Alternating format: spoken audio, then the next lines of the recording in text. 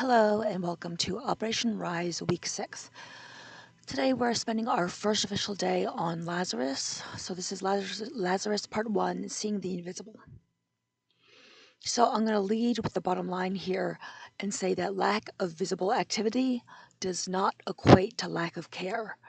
That's really what we're looking into today, because let's just acknowledge that waiting can really throw a lot of things into question. And one of those questions is, does God really care about my situation? So, um, okay, so now we're in John chapter 11. We're getting ready to talk about Lazarus. And so Lazarus is sick. And so his sisters send to the Lord Jesus, and they phrase it like this: Lord, he whom you love is sick. Because, we always want to see love in action. Like, don't say you love me, show you love me. And so they're like really like emphasizing, like, he whom you love is sick. That was a call to action. That was like, hi, I'm gonna remind you of like the sense of obligation, like, that is drummed up by this idea of, this love relationship. Like, we're asking you to do something, like, he whom you love is sick. So the next verse is like, yes, okay, so Jesus loved Martha, her sister, and Lazarus. And it's like, well, it's kind of strange, but then it's not so strange, because the next verse literally says, so when he heard Lazarus was sick, he stayed 2 more days in the place where he was. And it's like, I'm sorry, what? Like, this feels so wrong. This feels like it just got like, it seems like the scriptures go out of their way to be like, yeah, he really loved this sibling unit. He really did. And so when he heard that Lazarus was sick, like, the next thing that happens is that the Lord like stays in place 2 more days.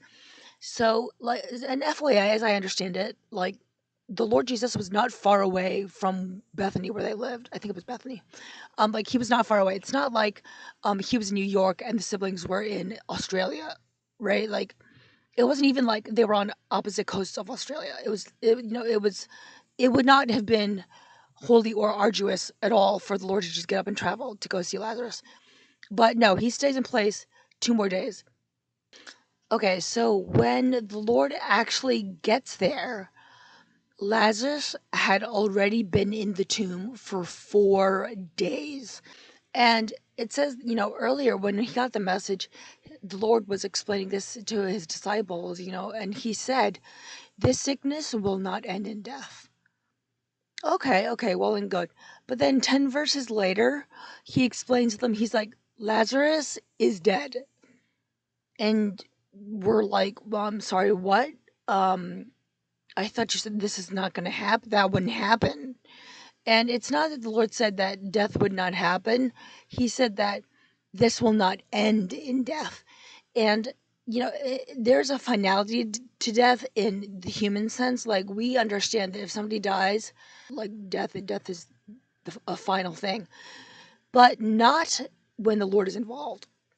So, this really resonates with me in terms of people who have been waiting for a long time and talking to the Lord about a situation for like a long, long time, like years and years. And David really verbalizes this perfectly in Psalm 13. He addresses the Lord directly and he's like, how long will you forget me? And sometimes you do feel forgotten. You do feel like you're invisible. You're like, Lord, seriously, are you like pretending I don't exist? Or like, are you against me? Are you not for me? Like, seriously, what is going on?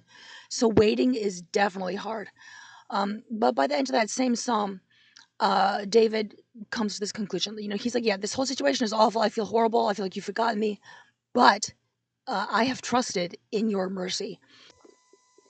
And that word mercy uh, is often translated loving kindness in the Old Testament. So yeah, just look that up in Strong's. And it kind of carries the connotation of loyal love. So, in particular, I picked this picture because it's a very beautiful lake scene, and the water is like glass; it's completely still. But oftentimes, when we're in a situation where the water is completely still, like, it's not beautiful to us. All we feel is the stagnation of circumstances that are not changing according to our timeline.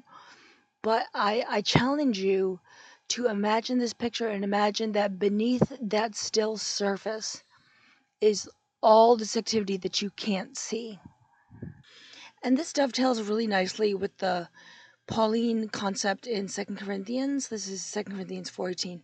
We look not at the things which are seen, but at the things which are unseen.